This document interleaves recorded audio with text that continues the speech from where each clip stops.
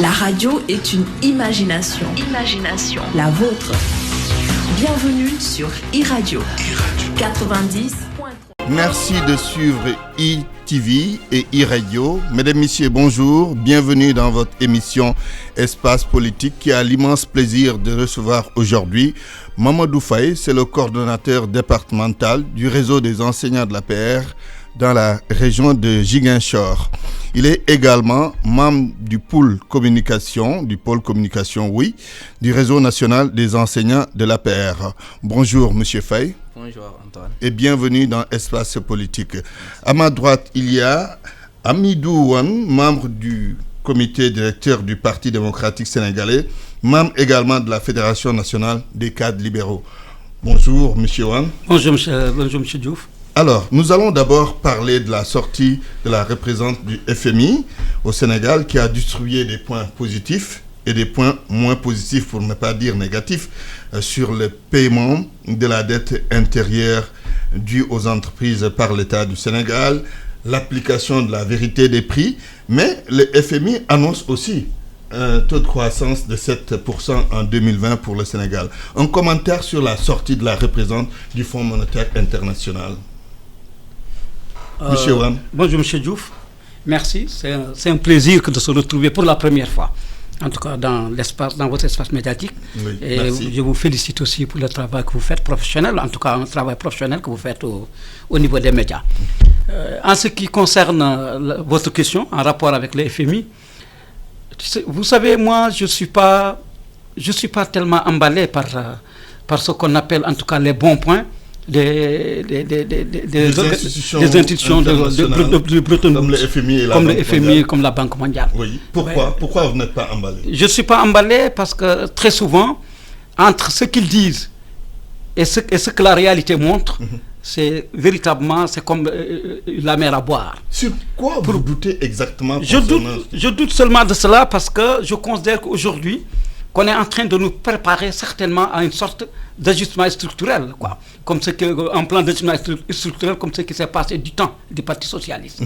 J'ai l'impression qu'on est en train déjà de nous vendre ce parfum, ou bien de nous, en tout cas, de nous faire flairer ce parfum, que quelque chose est en train de se préparer, et que déjà, avec ce qui se passe au niveau de l'économie sénégalaise, ou qui est véritablement moribonde, et même où nous vivons une véritable récession au niveau de l'économie sénégalaise. Notre économie? On est à ce point? On est à ce point parce que je pense que les Sénégalais, en tout cas, j'ai l'habitude de dire, quand on me pose qu'est-ce que l'économie, je leur dis l'économie, c'est le ventre et la poche. Et quand on pose... et la poche. Poche du citoyen. Le ventre et la poche du citoyen. Oui. Et quand j'ose le ventre et la poche du citoyen, beaucoup de Sénégalais te disent, en tout cas, que du point de vue de leur ventre, ça ne se sent pas que l'économie sénégalaise est en bonne santé. Et dans nos poches aussi, ça ne se sent pas que l'économie sénégalaise est en bonne santé.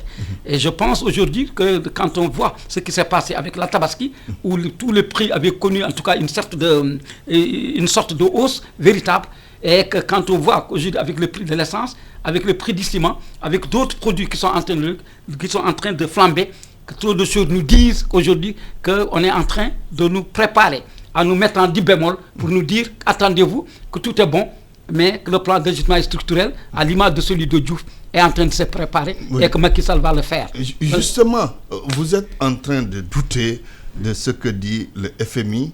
7% de taux de croissance en 2007. Vous n'y croyez pas du tout? Je n'y crois pas parce que je avec ce que les tenants du pouvoir appellent cette belle embellie économique. Justement, c'est que l'embellie n'existe pas. Les Sénégalais, j'ai dit, dans leur ventre et dans leur poche, ils te disent que jamais dans ce pays nous n'avons été aussi fatigués qu'avec le gouvernement de Macky, que par rapport aux anciens gouvernements qui les ont précédés, aussi bien celui de Diouf que celui de Wade. Et même, les Sénégalais te disent que nous avons l'impression de revivre, en tout cas, en Macky Sall, une sorte de sosie du président, une sorte de sosie économique du président Diouf, du régime du président Diouf. Alors, quand on voit aujourd'hui qu'on nous parle que beaucoup d'entreprises sénégalaises, en tout cas, l'entreprise sénégalaise est en difficulté. Quand je parle de l'entreprise sénégalaise, je parle généralement des Sénégalais qui détiennent des entreprises et qui étaient aujourd'hui pratiquement dans le BTP. Tous aujourd'hui ont garé et leurs camions et sont en train aujourd'hui d'envoyer un véritable plan de chômage technique l'ensemble de leurs employés. Pourquoi? Parce que tout simplement, ils ne sont pas payés. Et parce qu'aujourd'hui, que toutes les entreprises aujourd'hui sont économiquement en faillite. Très bien. Alors, de ce point de vue, quand on nous dit que l'économie sénégalaise est en est en très bonne forme et qu'il y a une belle embellie avec 7%. Oui. Et alors que les entreprises ne le sentent pas, que les citoyens dans leur poche et dans leur ventre ne le sentent pas, où est l'embellie? Très bien. C'est une question que je me pose. Merci, Hamidou Wane du Parti démocratique sénégalais. Alors, Mamadou Faye de l'APR, qu'est-ce que vous dites de ces points distribués par le Fonds monétaire international au Sénégal? Certains parlent de points positifs ou de bons points, d'autres parlent de points négatifs. Quel est votre commentaire justement à ce propos? Merci M. Diouf, merci d'abord pour cette invitation qui est pour moi aussi une première dans cette radio. Merci. Je voulais juste, avant de répondre à votre question, poser 2 questions à mon vis-à-vis qui nous parle de les Sénégalais, et il n'a pas dit quel Sénégalais. Oui. Il parle d'entreprises BTP du Sénégal, il n'a pas cité des entreprises en difficulté. Ce qui montre le manque de sérieux par rapport à ceux qui sont en face de nous. Quand une institution internationale de la trempe du FMI envoie une délégation composée de cadres qui sont vraiment bien calés en matière économique, viennent depuis le 12 et ils ont scruté en fond en tout cas l'économie sénégalaise, et au sortir, ils ont distribué ce que vous appelez de bons points, c'est-à-dire, c'est pas que de bons points, c'est des faits avérés, n'est-ce pas? Une croissance qui était à 6% et ils le projettent entre 2020 et 2021 à 7%, oui, en disant que vers 2022, avec le début de la production et la commercialisation, n'est-ce pas, des énergies telles que le gaz et le pétrole, peut-être on va aller vers un autre élan. Mais ça, ce sont des faits qui sont avérés. Et ce sont des personnes qui vont aller dans d'autres pays de l'Afrique comme au niveau international, qui vont étudier aussi les économies de ces pays-là pour donner les mêmes, en tout cas faire la même évaluation et les mêmes communications. Et le FMI n'a pas intérêt à dire des choses qui n'existent pas, premièrement.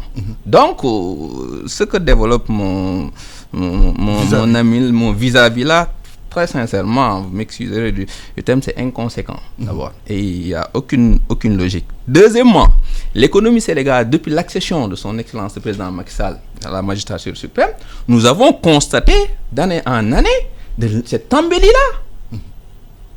On est parti de combien? De presque 1 point quelques % et aujourd'hui on parle de 6% et d'ici peut-être 2022-2024 on va peut-être avoir une croissance à 2 chiffres. Et c'est pas fondé sur quoi? Vous allez encore me dire vous sur savez, la découverte de pétrole et de gaz. Non, comme ça c'est pas les tenants du pouvoir. C'est pas parce que nous sommes du pouvoir que nous le disons. C'est parce que aussi nous avons un ministère des Finances avec des techniciens qui sont aguerris, qui évaluent les politiques publiques et qui mettent en place des stratégies qui nous permettent d'espérer que ce qui est en train d'être fait depuis 2012, on va aller crescendo. Oui. Et vous le constatez, comme nous le constatons, comme eux, ils le constatent. Et des institutions internationales viennent le valider et vont transmettre ce rapport. Cela dit quoi? Cela dit que la politique, en tout cas économique de son Excellence, le président Macky Sall, est la politique qui sied pour vraiment lancer le Sénégal sur les rampes de l'émergence. Et autre chose, n'est-ce pas? Celle qui est à la tête de cette délégation, Corinne Deléchon, a bel et bien dit le Sénégal a l'émergence à portée de main. Oui. Il faut faire l'analyse, n'est-ce pas, de ces propos-là. Je ne pense pas qu'il veuille dire ça pour plaire aux Sénégalais ou plaire à son excellence, parce que c'est, en tout cas, c'est un technocrate. Oui. Très sincèrement. Autre chose, on nous parle de les entreprises en BTP, mais je ne sais pas, il vit dans quelle planète. On est dans Dakar. Partout, il y a des immeubles qui sortent de terre. D'où viennent ces investissements? Alors, est-ce que les entreprises de bâtiments sont en faillite? Ce sont ces entreprises-là qui sont en train de construire tous les projets qui sont en train de mettre en œuvre, en tout cas en majorité au niveau de Diamniadio, au niveau des différents pôles de développement que son Excellence est en train de mettre en œuvre. Quand même, soyons un peu sérieux parce que nous sommes tous des Sénégalais et l'émergence de ce Sénégal-là nous concerne. Moi, en tout cas, je suis un simple, excusez-moi de le dire, enseignant de formation, mais alhamdulillah, à chaque fin de mois, je perçois mon salaire. Et depuis l'accession, n'est-ce pas, au pouvoir de son président, son fameux, en tout cas, leader, l'ancien président, nous disait que d'ici 2 mois, on aura des problèmes pour payer les salaires. Mais je pense que depuis 2012, si les salaires n'ont pas augmenté, on n'a jamais eu de problème pour payer ces salaires. Sauf qu'on parle d'une tension de trésorerie aussi. Non, écoutez, qu'est-ce que cela veut dire, tension de trésorerie, économiquement parlant? Oui. Je voudrais bien que l'on pose les débats souvent. Vous savez, il y a des mots qui sont utilisés par vous, les journalistes, et vous mettez entre guillemets en disant... C'est pas nous qui avons créé quand même écoutez, les termes de tension de trésorerie. À chaque fois, je vois le terme est plus qu'économique qu'autre. Un expert, en tout cas en français ou en grammaire, mais on met des points, des accolades. C'est quoi la tension de trésorerie, en fait? C'est quoi? Aujourd'hui, au Sénégal, il faut investir pour aller vers l'émergence. Et qu'est-ce qui fait l'investissement? Pour investir, il faut s'endetter. Mais il faut que cette opposition puisse comprendre que les créances et la dette, ce n'est pas la même chose. Nous sommes dans un pays peut-être en voie de développement. On est obligé de nous endetter en maîtrisant cette dette. Et je pense que le FMI l'a dit, on maîtrise la dette. Maintenant, si vous remboursez, si vous payez ces entreprises au niveau... à l'intérieur, forcément ça va permettre de porter la croissance, et c'est une recommandation, c'est pas une injonction. Très sincèrement, j'aimerais bien, n'est-ce pas, qu'on s'entende sur ces termes. D'accord, je reviendrai à vous pour quand même commenter ce qu'on peut appeler les points moins positifs. En attendant, je donne la parole à Hamidou Wane. Vous dites que l'économie sénégalaise est moribonde. Comment peut-on dire qu'une économie est moribonde alors que le Sénégal, qui va demander, disons, sur le marché financier international, de l'argent, a pu quand même lever des milliards, des sommes importantes? Est-ce que ce n'est pas contradictoire? Antoine, oui. Je voudrais dire à mon vis-à-vis que moi, je ne cherche pas même à verser dans la polémique. Je considère que je suis un Sénégalais qui vit les problèmes de ces pays au même titre que beaucoup de Sénégalais qui sont là, des villes urbaines ou bien de la périphérie ou bien que du monde rural. Oui. Vous vivez tous les problèmes que tous les Sénégalais vivent. Que je vis tous les problèmes que les Sénégalais vivent. Je suis en train de se dire, aujourd'hui, c'est comme si on est en train de nous miroiter un point où nous ne sommes pas, et pour nous faire comprendre que si vous serrez encore la ceinture, davantage comme vous avez à le faire pendant ces 7 ans que vous avez vécu avec les problèmes de vos ventres et de vos poches, que vous y arriverez. Vous me dites que, pourquoi vous me dites que l'économie sénégalaise est en bonne santé? Aujourd'hui, vous avez dit que l'économie sénégalaise est moribonde. Elle est moribonde. Alors, elle est moribonde parce qu'aujourd'hui... En même temps, nos dirigeants parviennent à lever d'importantes... Non, mais je dis... Justement, je suis pas marché financier. Non, je ne suis pas d'accord avec vous. Oui. Avant la présidentielle, qu'est-ce qu'on nous avait servi ici? On ne nous avait pas dit qu'ils ont levé plus de 8 000 ou bien 10 000 milliards, quelque chose comme ça, sur le marché international. Les bailleurs étaient engagés en tout cas. Tu as bien dit, les bailleurs étaient engagés. Entre l'engagement et la concrétisation, c'est un grand hiatus, c'est un grand trou à franchir. Oui, mais est-ce que cela ne signifie pas que la signature du Sénégal est encore crédible? Non, la crédibilité de la signature du Sénégal ne peut pas être assujettie à Macky Sall seulement. La signature de la... On est d'accord, hein? Elle n'est pas assujettie à Macky Sall. Elle est intérieure à Macky Sall. Elle est intérieure à crédible. Elle est toujours crédible. Oui. Mais il ne s'agit pas d'avoir seulement une signature crédible pour pouvoir bénéficier, en tout cas, des fonds que tu as levés, ou bien des fonds que tu as pu négocier. On a pu négocier ces fonds. Nous a donné des engagements. Mais ça reste que des engagements, eux-mêmes, ils le reconnaissent. Quand aujourd'hui, vous leur posez des questions en leur disant que c'est 7 000 milliards dont vous nous parliez avant les présidentielles, et que vous avez des problèmes aujourd'hui pour pouvoir continuer la terre. La terre est aujourd'hui un truc. La terre est aujourd'hui bloquée. Pourquoi? Parce qu'il n'y a pas d'argent. Il est là, il faut le déposséder. Même pour pouvoir, même au moment où on commencera peut-être à le faire marcher, il faut le déposséder les machines. La relance des travaux a été annoncée pour quelques temps. Non, oui. Vous me dites encore a été annoncée. Oui. Mais justement, moi je ne suis pas dans les effets d'annonce. Je suis dans les effets de concrétisation des engagements ou bien des promesses que les gens font. C'est là mon problème avec le pouvoir en place. Depuis lors, pour nous servir, ou bien pour nous servir une sorte de nivaquine qui est très amère, c'est de nous dire que nous sommes dans des que le terre est là avec des problèmes, ou bien que le terre, on avait bloqué les travaux, mais ça va recommencer. On va les relancer. Mais on ne les relance pas tant qu'il n'y a pas de l'argent. Aujourd'hui, ils sont en train même de négocier pour 50 milliards seulement. 50 milliards. Vous savez aussi, quand vous parlez de tension de trésorerie, c'est des choses qui sont réelles. Au point. C'est pas moi qui les dis, hein. Non, ce sont les spécialistes qui les disent. Moi, je n'ai fait que citer. Même Mamadou Faye me dit. Depuis les 2 derniers mois, ces 2 derniers mois, demandez-les quelles sont les acrobaties qu'ils ont pu connaître, qu'ils ont dû faire pour pouvoir payer les salaires aux Sénégalais, aux fonctionnaires sénégalais. Ça, c'est quelque chose de réel. C'est la France qui nous est venue en secours pour le mois dernier. Ça ne peut pas continuer comme ça. Aujourd'hui, c'est pas ce que dit Mamadou Faye. Hein? Oui, mais aujourd'hui avec la douane, tous les secteurs où l'on peut engager des fonds, aujourd'hui tu ne peux pas garder pendant une semaine de l'argent dans leur caisse au niveau de la douane. On leur dit automatiquement il faut verser ça au trésor. Ça, c'est une consigne qu'on leur donne de manière Parce que l'État a besoin beaucoup d'argent en ce moment. Parce que l'État a besoin d'argent. Parce qu'ils ont besoin, chaque jour que Dieu fait, ils ont besoin d'argent. Comme l'État est perfusé aujourd'hui, il faudrait bien que toutes les institutions, les structures qui ramassent ou bien qui collectent de l'argent, quand on leur dit automatiquement reverser l'argent au trésor public, parce que tout simplement, l'État ne peut pas attendre. Il y a énormément d'urgence et il n'y a pas d'argent. Très bien. Voilà le problème. Pourquoi que je dis aujourd'hui qu'au Sénégal, que l'économie est véritablement dans une situation extrêmement difficile. Très bien.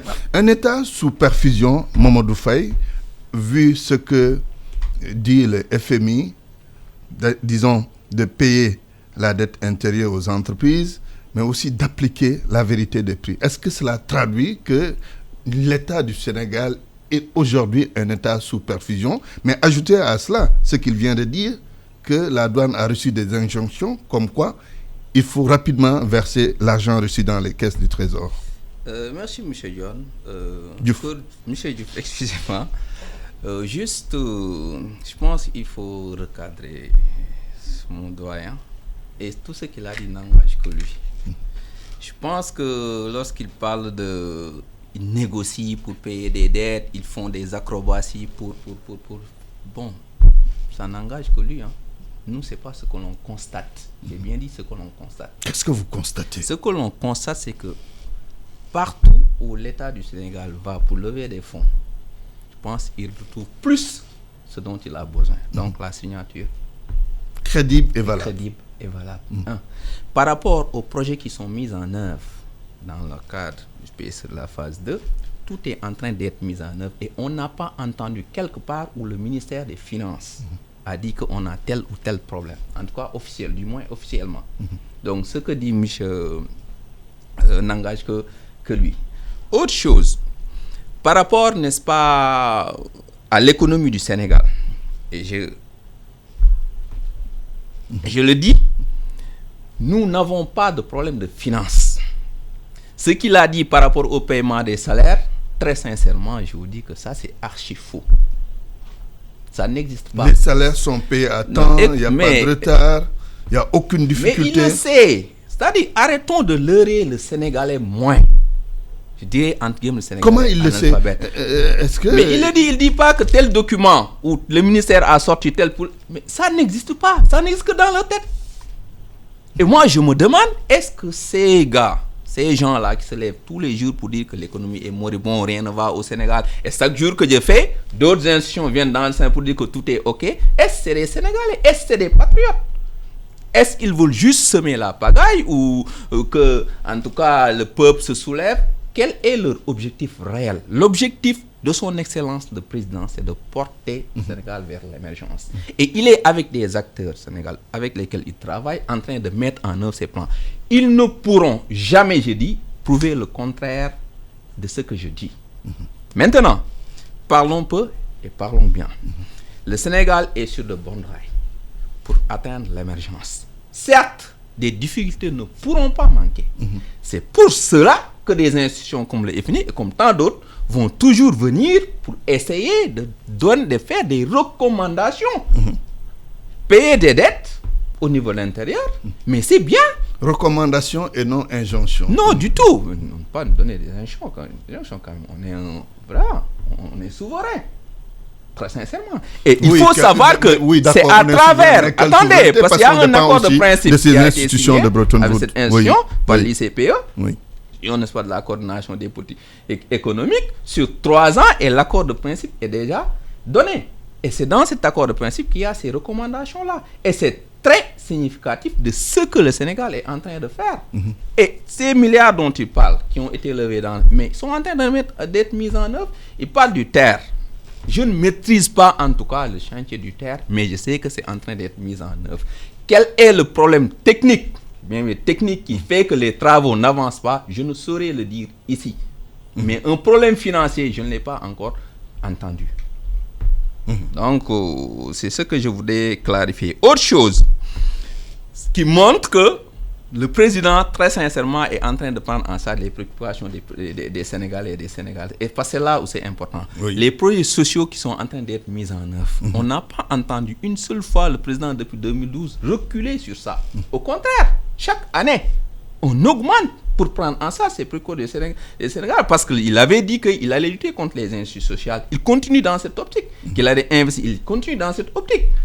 Et je ne veux pas citer tous ces projets qui sont en train de mettre en œuvre et qui, à terme, vont vraiment, n'est-ce pas, porter le Sénégal vers l'émergence et qui sont à soutenir et à encourager. Très bien. Alors, je rappelle que vous suivez Espace Politique sur e-Radio et e-TV et nous recevons Mamadou Faye, c'est le coordinateur départemental de Ziguinchor du réseau des enseignants de l'APR et membre du pôle communication du réseau national des enseignants de l'APR, et Amidou Wane, membre de la Fédération nationale des cadres libéraux, membre du comité directeur du PDS. Alors, Amidou Wane, au début de cette semaine, le plan Orsec a été déclenché dans la région de Dakar. Comment voyez-vous cette réaction des autorités face aux inondations dans certaines parties de la région de Dakar, comme Pikine et comme Rufisque? Bon, le plan de secours, ce que je peux en dire, c'est que je compatis avec les populations dans la banlieue, dans la banlieue et puis au niveau de Dakar, Dakar et sa périphérie, que je compatis pour dire que véritablement que c'est un véritable calvaire que vivent les populations et que c'est un problème récurrent quand même depuis les indépendances que les différents gouvernements qui se sont succédés n'ont pas pu régler de manière très structurelle. Probablement que beaucoup de solutions au plan conjoncturel ont été faites. Il faut reconnaître aussi que la première responsabilité revient au premier gouvernement du Sénégal, qui a laissé en tout cas des populations, le Parti socialiste, s'installer sur des zones qu'on appelle non édificandi, donc où les populations ne devraient pas s'installer, et par conséquent qui ont laissé un héritage assez lourd et amer en tout cas aux deux gouvernements qui sont venus. Le gouvernement du président Wade, quand il est venu, quand on a été au pouvoir, nous avons été en tout cas les premiers, non seulement à avoir l'audace en tout cas de faire face à cette situation en créant ce qu'on appelle le plan Djahaï, donc en déplaçant carrément des populations pour aller les reloger dans des conditions véritablement qu'on peut dire plus relativement en tout cas acceptables, où elles n'ont pas vécu le dégât.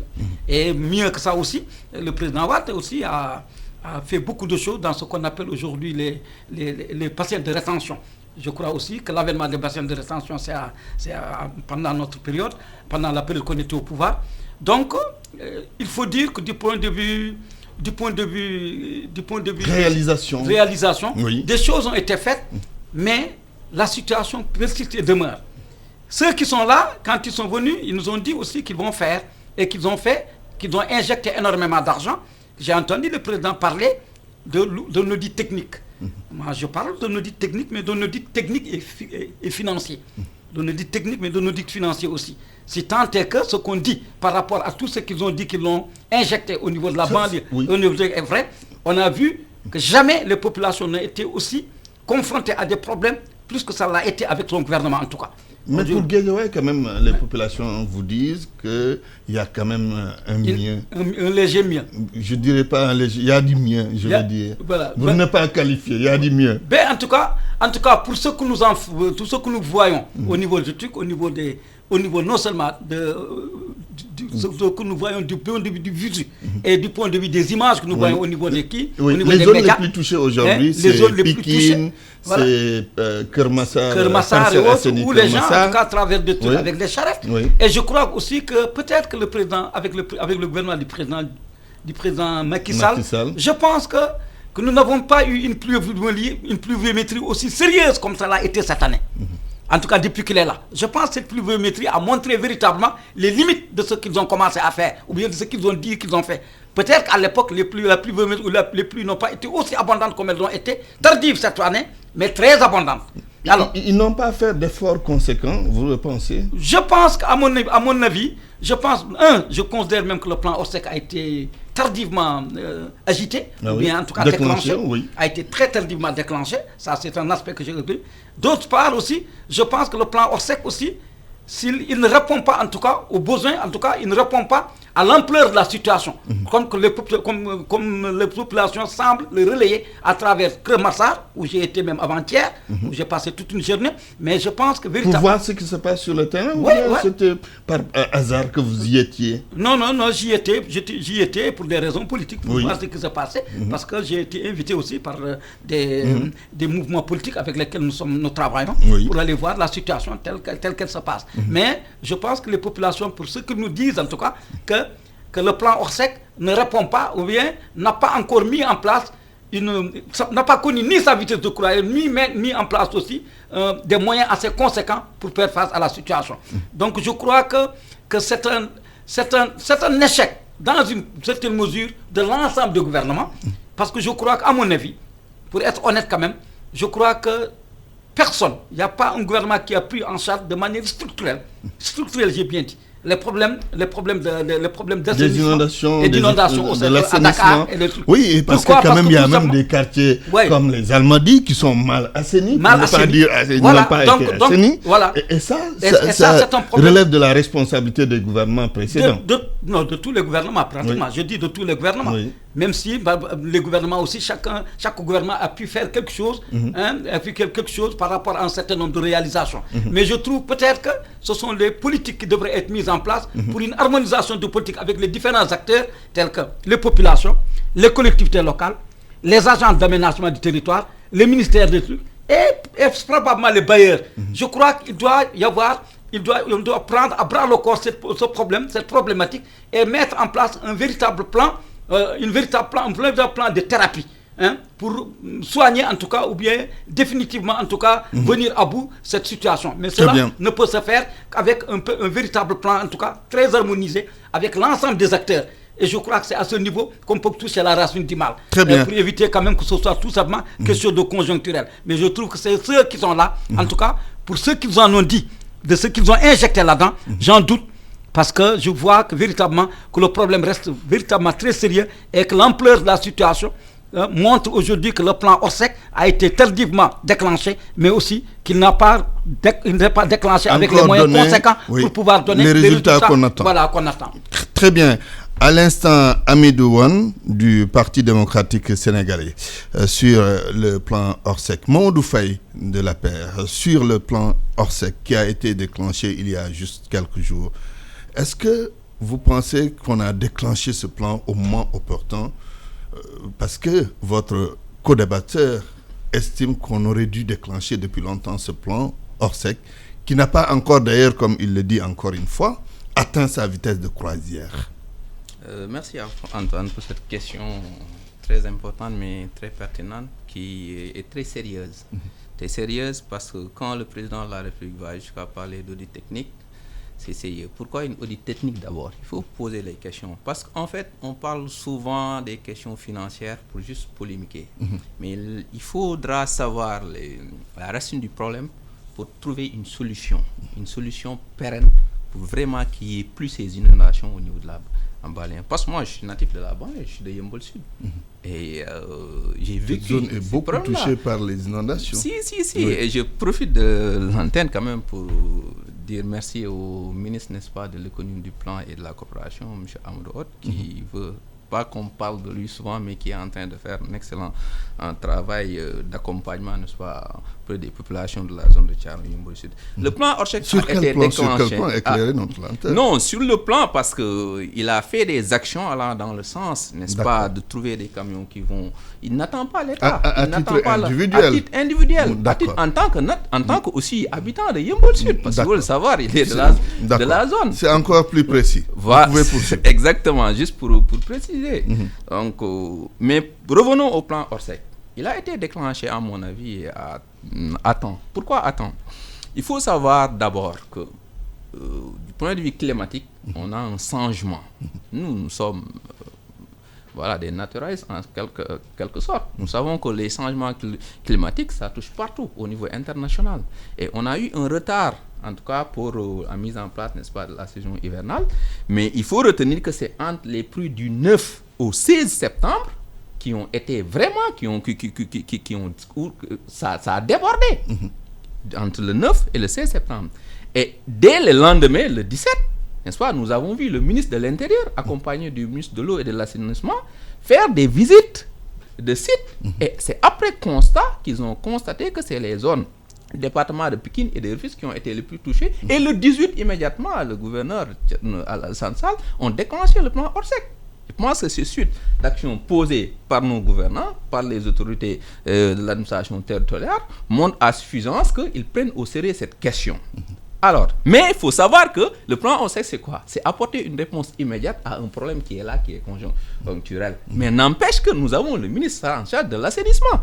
Il y a des problèmes qui sont hérités, n'est-ce pas, des gouvernements précédents, qui sont là. Et que depuis son accession à la magistrature, le président est en train d'aller à Boune, par exemple, sur l'axe Boune qui va vers l'université Kermassar. Nous avons vu quand même un boom démographique qui a fait que les gens, c'est fortement urbanisé. Mais ils ont pu, en tout cas, creuser avec, je pense, une entreprise chinoise ou je ne sais pas quoi, et des canaux qui permettent de drainer les eaux vers, en tout cas, des cuvettes. Et ça, c'est un excellent travail qui a été fait, qui a apporté, en tout cas, des solutions. Mais n'empêche, il y a des zones où on a toujours des problèmes, et on en aura toujours. C'est pourquoi, à mon avis, l'option du président de faire une audit technique, n'est-ce pas, pour essayer de trouver une solution vraiment pérenne, pour qu'on ne parle plus d'inondation. Parce que depuis les gouvernements de Wade, nous avons été témoins. Justement, lui, il n'est pas satisfait de ce que vous avez fait depuis que vous êtes arrivé au pouvoir. Je lui ai même donné l'exemple de Guédiawaye, où les populations disent qu'il y a du mieux. Je vais vous dire une chose. Oui. Je ne le dis pas parce que c'est mon leader, je ne le dis pas parce que c'est mon secrétaire général de parti, je le dis parce que le président de la République, c'est un perfectionniste qui aime le travail bien fait pour le bien-être des populations qu'il gouverne. Et c'est ça, vraiment, un vrai patriote. Et on peut aussi dire que les ministres qui sont là sont en train de faire un excellent travail, pas seulement à Dakar, mais hors de Dakar. Moi, je suis aussi responsable au niveau des Ziguinchor. C'est qu'il y a un plan de projet de presque 4 milliards pour l'assainissement au niveau de la commune de Ziguinchor. Et nous avons vu quand même qu'il y a eu des améliorations. Mais il faut continuer dans ce processus parce que nous ne pouvons pas maîtriser la dame nature. Et il faut s'attendre quand même à ce que demain, qu'il y ait d'autres problèmes ailleurs. Maintenant, le président, à mon avis, l'entendement que j'ai, n'est-ce pas, de cette auditorie, c'est de savoir anticiper sur les problèmes pour que même si les problèmes surgissent, que ce soit qu'on n'ait pas des conséquences comme on l'a vu à Rufisque où quand même vraiment c'était un peu dommageable pour les populations. Autre chose est que si on revient un peu en arrière avec le gouvernement de l'ex-président Abdoulaye Wade, s'il s'agit d'audit financière, mais je pense que ça doit être fait. C'est pas parce que nous sommes au pouvoir aujourd'hui, il faut auditer d'abord de 2000 à 2012 ce qui a été injecté. Il me parle de plan Diakha. Vous l'auriez dû faire quand même cela à votre arrivée au pouvoir. Est-ce que c'est pas en train d'être fait? Est-ce que c'est fait? Je ne saurais le dire parce que je ne suis pas technicien de ces ministères, mais je dis que ça devait être fait. Parce qu'aujourd'hui, il commence à agir cette question, est-ce qu'au niveau financier, on a ceci, on a cela? C'est pour éviter certaines polémiques. Mais ce que je peux dire, c'est que encourager le ministre en charge de l'eau et de l'assainissement pour qu'il continue en collaboration avec l'administration territoriale pour anticiper sur les problèmes. Parce que les populations, quand même, ils méritent quand même de vivre dans des endroits. Très bien. Merci Mamadou Faye de l'APR et Amidou Ouane du PDS. Ce sont les deux invités de Espace Politique. La dernière question sociale que nous allons aborder avant d'entamer les questions politiques, ce sont les accidents de la circulation, jugés bêtes comme le dit le président de la République. Une grosse préoccupation, il faut le dire, parce qu'il y a beaucoup de vies humaines qui sont perdues dans ces accidents. Le chef de l'État promet des sanctions. Vœu pieux ou volonté réelle de lutter contre le mal? Hamidou Wane. Bon, à mon avis quand même que c'est un mal que nous vivons, une situation sérieuse avec le problème des accidents au Sénégal, lié à plusieurs causes, des causes qui sont liées aux infrastructures, des causes qui sont liées à l'indiscipline, des causes qui sont liées certainement aussi aux instruments qu'on utilise. Causes multiples. Voilà, causes multiples. Oui. Mais pour moi, ce que je retiens, véritablement, la principale cause pour moi pour les accidents, c'est l'indiscipline. Elle est liée à l'homme, honnêtement. Moi, je considère que les Sénégalais ne sont pas du tout disciplinés et jouent avec la vie des êtres, avec la vie humaine. Je pense que c'est un problème que nous devons régler en essayant de revoir, en tout cas, de reformater le Sénégalais. Le Sénégalais dans son logiciel, quoi. Dans le logiciel sénégalais, l'homo sénégalensis doit être revu, rééduqué. Rééduquer, retravailler, reformater. Et pour cela, ça demande véritablement... J'ai l'habitude de dire, si je devais devenir président de la République dans ces pays, et on me donne 5 ans pour devenir les 2 ans, je vais consacrer, je n'aurai qu'un seul programme, c'est de reformater l'homme. Moi, j'ai l'habitude de le dire. Ce sera le premier point de mon programme. Un gros chantier. Ce sera sur l'homme seulement. Pendant 2 ans, je ne travaillerai, 2 ou 3 ans, je ne travaillerai que sur ça. Les 2 autres années, si les Sénégalais me redonnent, ont confiance pour me donner le truc, tant mieux. S'ils ne me donnent pas, je quitte. Je vais aller me reposer quelque part. Mais je dis que tous ceux qui sont là, tant qu'ils n'auront pas pensé à cela, ils échoueront. Quels que soient les moyens qu'on aura amenés. Regardez ce qui se passe avec le problème de la salubrité publique. Non, avec le problème de l'environnement au Sénégal. C'est le reflet de l'indiscipline du Sénégalais, du péril fécal, comment dirais-je, voilà, de pisser là où tu veux, comme tu veux et quand tu le veux, de tuer les personnes dans ta voiture, de conduire une voiture et puis d'amener les gens vers la mort tout simplement par indiscipline ou par inadvertance, parce que personne aujourd'hui ne se sent être certainement, en tout cas, interpellé par rapport aux sanctions ou bien aux moyens coercitifs qui pourraient être mis en branle contre la personne si tu tues une personne. Alors je pense aujourd'hui que ce que le président a dit est vrai. Vous êtes d'accord avec lui? Non, je suis d'accord que c'est un fléau. C'est un véritable fléau au Sénégal. À combattre. Mais pour moi, il faut mettre en place en tout cas des moyens coercitifs pour pouvoir en tout cas venir à bout de cela. Pour moi, que ce n'est pas un problème seulement matériel, ce n'est pas un problème d'infrastructure, mais c'est un problème avant tout, un problème d'éducation, un problème de discipline. Et c'est sur ça qu'on devrait mettre le focus pour essayer de venir. Vous avez touché le problème du doigt. Je pense que ce que vous dites est extrêmement important. Bon, j'estime que vous partagez également cette analyse de Hamidou Wane. Oui, en partie, je suis d'avis avec par rapport à la question des accidents, bête comme dit le président de la République. Par rapport à la question de l'indiscipline. Je sais pas, l'indiscipline. Bon, parce que je respecte mes concitoyens sénégalais. On va dire les choses comme ça.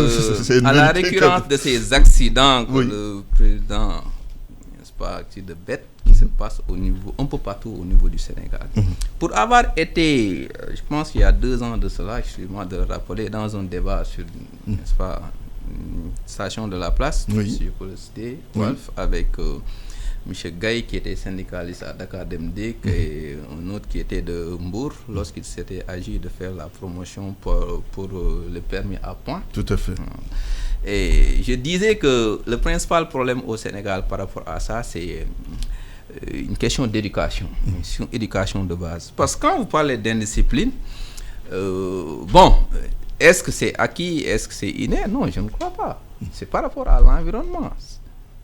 N'est-ce pas? Maintenant, comment faire marquer cette indiscipline à corriger? Parce que nous sommes régis par des lois et des règlements. Il l'a dit tantôt, il faut des mesures coercitives, certes, mais aussi il faut une éducation à la citoyenneté.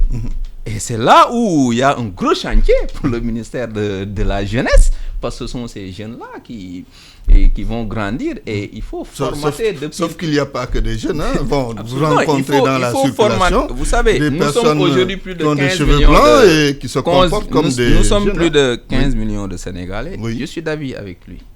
C'est-à-dire, la majorité des causes d'accident, c'est d'ordre comportemental. Maintenant, quelles sont les mesures qu'il faut prendre? Est-ce que seulement le permis à point suffit? Moi, je pense qu'aujourd'hui, on est en train de changer les anciens permis. C'est le lieu aujourd'hui de voir par rapport à ça. Est-ce qu'on ne pouvait pas faire repasser les gens le permis?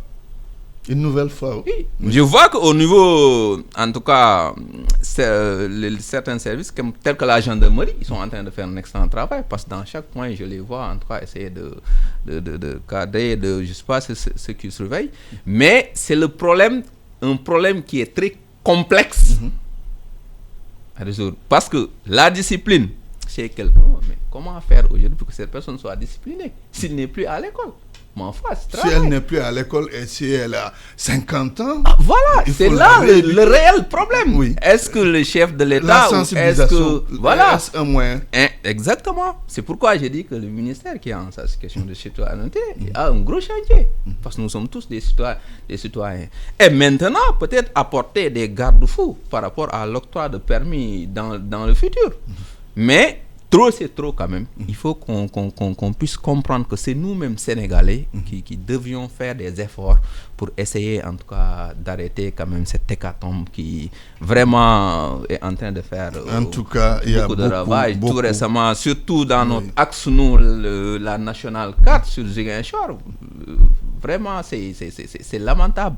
Et lancer un appel à tous ces chauffeurs-là, tous ces détenteurs de permis pour leur dire que vraiment, trop se doit arrêter. Soyons un tout petit peu citoyens et aidons quand même l'administration à régler Très bien. ce problème. La dernière question de cette émission, Espace politique et politique. Oui, vous permettez la répétition.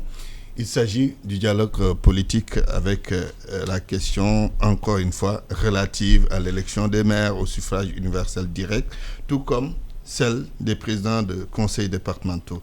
Est-ce que la trouvaille est bonne à votre avis, Hamidou Wane? Merci Antoine. Vous savez, moi je voudrais, avant de répondre à cette question aussi, dire que quand on parle, j'ai trop entendu parler du dialogue politique, du dialogue national, du dialogue ceci, du dialogue cela. Dialogue national, mais volet politique. Ouais, voilà, dialogue national, volet politique. Moi, je considère que pour moi, c'était véritablement, c'est comme encore qu'on est en train de nous servir une pilule qui va nous faire, qui nous pousse à nous endormir. Parce que moi, je ne pense pas, je pense que le Sénégal a un problème de crise, c'est vrai. Mais un problème de crise de confiance. Mais un problème de crise de confiance entre aussi. Acteurs politiques. Entre acteurs politiques, mais qui vient, dont le principal artisan est celui qui est au pouvoir, le président Macky Sall et son camp.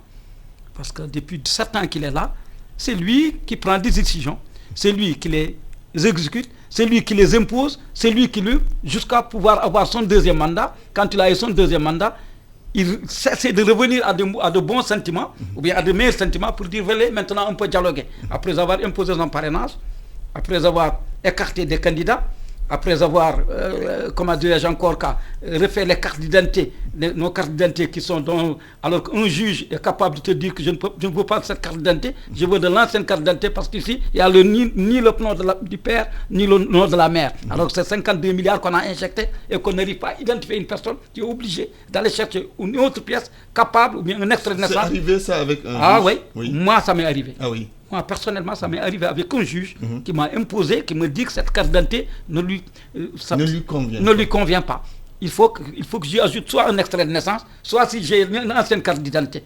Parce que tout simplement, on met comme mon nom, et on le met comme mon nom, il n'y a rien d'autre, par exemple, qui montre que, ou bien qui peut prouver, comme on le dit, qu'il y a une piste. Donc, c'est de dire autant de choses qu'on a fait. Oui, admettons tout cela. Mais est-ce que le dialogue n'est pas un cadre où toutes ces préoccupations non, pour moi, on n'avait pas... La question du parrainage, à mon avis... La question du fichier électoral... Oui, mais à mon avis, on n'a pas besoin de ça, puisque celui qui l'avait imposé a toutes les possibilités en une journée, j'ai bien dit un jour, en un seul jour, de revenir sur tout ça. De dire on va élire les maires au suffrage universel direct. Mais les maires au suffrage universel direct, c'est quelque chose que beaucoup de partis politiques ont toujours réclamé. Il y a beaucoup de partis qui ont toujours réclamé ça, des acteurs politiques ont toujours réclamé des maires au suffrage indirect, les élus au suffrage universel, de faire un bulletin unique. Le bulletin unique a toujours été une réclamation des partis. Mais est-ce que ce n'est pas mieux quand la classe politique s'entend autour de ça? Oui. Je parle sous ce rapport. Moi, je trouve, à mon avis, moi j'ai un problème, j'ai dit que j'ai un problème de confiance avec le président Macky Sall. Vous ne lui faites pas confiance? Je ne lui fais pas confiance parce que je considère que c'est un homme violent. Violent en tout, quand il a besoin en tout cas de faire passer son projet. Et je pense aussi que l'opposition qui a accepté d'y aller n'a qu'à faire attention. Je leur dis, et je le répète encore, je leur dis que de faire attention, il y a peut-être, probablement encore, il y a certainement un piège qu'on est en train de leur tendre. Vous êtes les grands absents. Nous sommes les grands absents. Parti de l'opposition, grand parti de l'opposition. Nous sommes les grands absents. Le PDS. Est-ce que nous sommes les grands partis et les grands absents. Les décisions vont se prendre derrière vous? Non, nous n'aurons pas tort parce que nous n'avons aucun regret à faire, parce que nous avons posé un certain nombre de conditions pour participer à ce dialogue. Et donc, par conséquent, nous considérons, puisqu'on n'a pas voulu répondre à ces conditions, nous n'allons pas aller faire aujourd'hui, être les faire-valoir de Macky Sall pour essayer demain. Quand on dira que le plan d'ajustement structurel a été lancé, on dira que le dialogue de l'opposition a été fait, donc l'opposition était d'accord sur tout ça. Et voilà, aujourd'hui, si on vous fait avaler un plan d'ajustement structurel qui est en branle, en tout cas qui est en train d'être préparé comme un plat à servir pour que les Sénégalais le consomment, qu'on dise que le PDS en faisait partie. Ou bien que, je ne sais pas, certains partis qui ont refusé d'y participer. Et je pense aujourd'hui que pour moi, tout ce qui a été fait par rapport à certaines questions dont on parle, à part probablement, à part seulement probablement le truc, comment dirais-je encore, l'élection des maires au suffrage universel, ou bien à part peut-être le bulletin unique, tout le reste, l'opposition en a parlé, reparlé, ça depuis des années durant, mais ça ne l'a pas empêché de le faire. Pourquoi voudriez-vous qu'on nous appelle pour venir discuter d'un parrainage que nous avions toujours combattu? Que nous avions dit que ce n'est pas bon de le faire de cette manière. Il faut qu'on l'enlève, peut-être pour dire non, il faut qu'on l'enlève. Peut-être bien. Pour dire, enlevons le parrainage. Oui, mais justement, parce que lui, il avait articulé cela certainement en un projet politique. Son projet politique, c'était de passer, c'est de voir son deuxième mandat. Quand il a eu son deuxième mandat, il se dit maintenant que voilà, que je peux revenir. Les jeux sont ouverts. Les jeux sont ouverts. Je peux être le gentil monsieur qui ouvre mes portes et qui vous dira venez maintenant, on peut discuter. On va écouter Mamadou Faye. Donc moi, à mon avis, que ça ne mériterait pas. Ça ne mérite pas un dialogue politique pour ça. J'ai dit que je donne.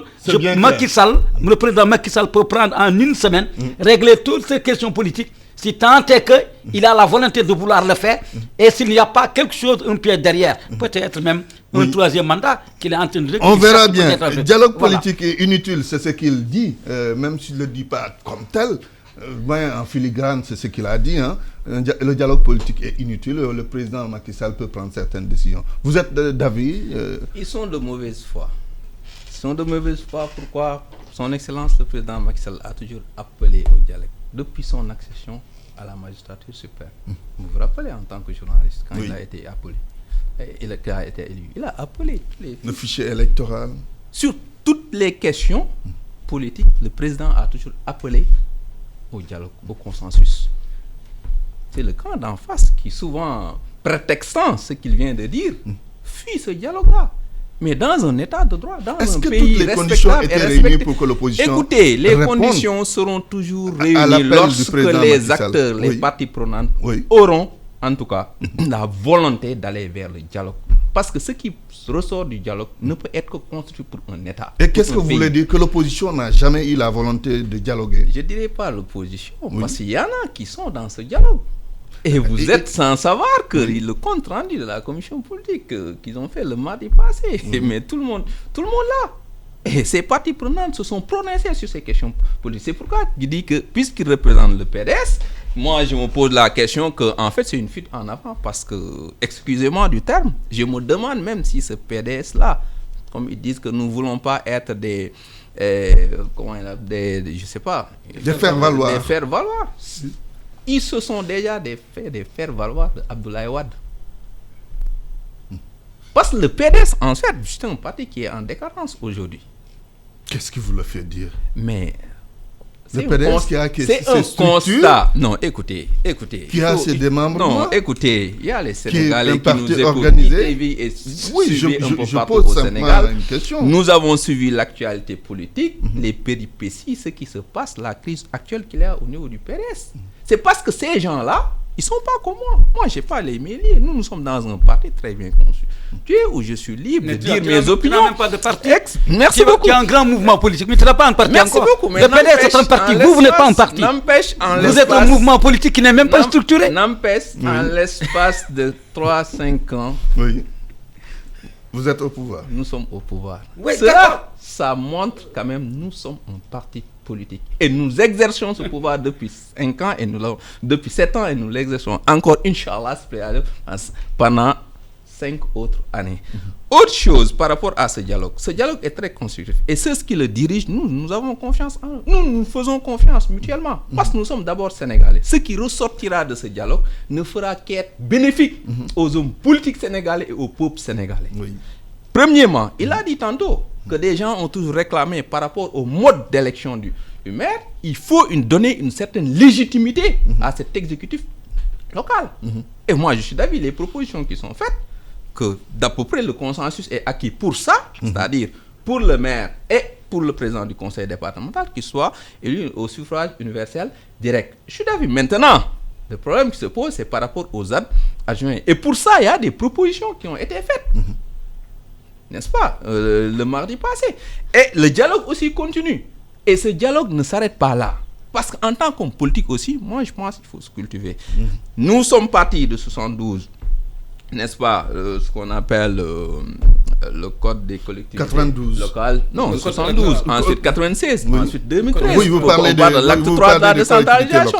Mais allez voir quel est l'objectif général d'acte 3. Construire des terroirs viables, compétitifs et porteurs d'un développement durable. Oui. Alors, cet exécutif-là, qui doit atteindre cet objectif, doit être, à mon avis, être des hauts cadres qui comprennent comment administrer ces gens-là, qui comprennent aussi comment gérer cette administration. Et ça, c'est autour d'un dialogue que ces idées-là pourront ressortir. Et que les gens soient d'accord sur un fait. Le Sénégal n'appartient pas à son excellence Macky Sall, ni à Ouad, ni à Momo Faye, ni à qui que ce soit. Macky Sall est une institution aujourd'hui, c'est le président de la République. Demain, il sera ailleurs. Il va faire ce qu'il a à faire. Oui. Et demain, on va parler de lui en bien ou en mal. En tout cas, moi, je dis en bien parce qu'il est en train de réussir ce pari-là. Il a 2 mandats là où, comme il l'a dit, on n'est pas un parti. Personne n'espérait qu'il serait président de la République. Il est en train de montrer que, quelle que soit la forme d'organisation au niveau d'un parti politique, il faut des consensus forts pour atteindre les objectifs qu'on s'est assignés. Et c'est ce que l'Alliance pour la République et Benno Bokk Yakaar a aujourd'hui. Et ce dialogue-là, moi je suis certain, en tout cas, en tant que jeune, je pense bien que c'est le Sénégal qui en sortira grandi. Très et bien. de consensus forts seront trouvés quand même pour les hommes politiques que nous sommes. Nous sommes au terme de cette émission. Je vois Amidouane, peut-être quelques mots, 30 secondes pour boucler. Oui, c'est ça. Moi, je dirais tout simplement que on ne conduit pas un peuple, on conduit un peuple en lui montrant un avenir. C'est-à-dire, le président Macky Sall, à mon avis, n'est pas un marchand d'espérance. Pour moi, je considère il s'est dédié par rapport à tout ce qu'il a dit et tout ce qu'il avait dit et tout ce dont il s'était engagé depuis 2012. Très bien. Il nous avait servi la patrie avant le parti. On s'est retrouvé avec la fratrie à la place de la patrie. Il nous avait servi en nous disant aussi que c'est l'homme qui va nous donner 500 000 emplois. Je crois que depuis qu'il est là, il n'a fait qu'augmenter le chômage. Je pense aussi quand il dit aussi qu'il est pour la préférence nationale et qu'on considère ce qui se passe dans ces pays où l'ensemble des marchés et où toutes les grandes entreprises qui se font de l'argent dans ces pays sur le dos des Sénégalais, c'est des entreprises étrangères. Et je crois que c'est ça qui justifie certainement cette embellie dont vous parlez, mais que les embellies que les Sénégalais ne voient pas. S'il y a 7% en tout cas de taux de croissance porté par des entreprises étrangères, alors qu'ils rapatrient le bénéfice, vous vous rendrez compte, vous conviendrez avec moi que cela impactera sur nos poches et nos ventes. Merci. Mamadou Faye. Merci Antoine pour l'invitation. Ce que je voulais dire d'abord, c'est au-delà de porter un espoir, le président Macky Sall est en train de réussir en tout cas sa mission. Par rapport à tout ce qu'il nous avait dit, du côté au programme Sénégal émergent, phase 2. Et l'espoir est permis aujourd'hui pour cette jeunesse qui est en train d'être formée. L'espoir est permis en tout cas pour ces femmes qui sont en train d'être financées. L'espoir est permis pour ces enseignants-là qui sont en train, n'est-ce pas, dont leur dignité est en train d'être réhabilitée. Et je pense que nous pouvons espérer que, avec son excellence président Macky Sall, en tout cas, comme le FMI l'a dit, l'atteinte de l'émergence est plus qu'à portée de main. Parce que je dirais même on est dans la pré-émergence. Compte tenu du fait que, en tout cas, tous les investisseurs aujourd'hui savent qu'au Sénégal, nous sommes un pays stable, nous sommes un pays où on peut venir investir dans la tranquillité. Et permettez-moi aussi, si vous le permettez, en tant qu'enseignant, de féliciter M. le ministre de l'Éducation nationale qui est parti tout récemment chez moi à Ziguinchor en CRD et qui nous a dit qu'il y a 11 milliards 170 millions qui seront injectés pour abri provisoire et faire le plaidoyer, renforcer le plaidoyer de Nia Siaka Goudiaby pour que le CM de Kouyoubé, qui était mon CM en 2005, soit en tout cas fait lycée et aussi le CM de Kanye. Très bien. Merci Mamadou Faye. Je rappelle que vous êtes membre de l'APR. Vous êtes d'ailleurs le coordinateur départemental du réseau des enseignants de l'APR du département de Ziguinchor. Vous êtes membre du pôle communication du réseau national des enseignants de l'APR. Merci également à Amidou Wan, qui est membre du comité directeur du Parti démocratique sénégalais, membre de la Fédération nationale des cadres libéraux. C'était un immense plaisir de vous recevoir dans Espace Politique sur ITV et sur iRadio. Merci à l'ensemble des techniciens qui m'ont assisté. Restez en compagnie de nos programmes. La radio est une imagination. La vôtre. Bienvenue sur iRadio 90.2.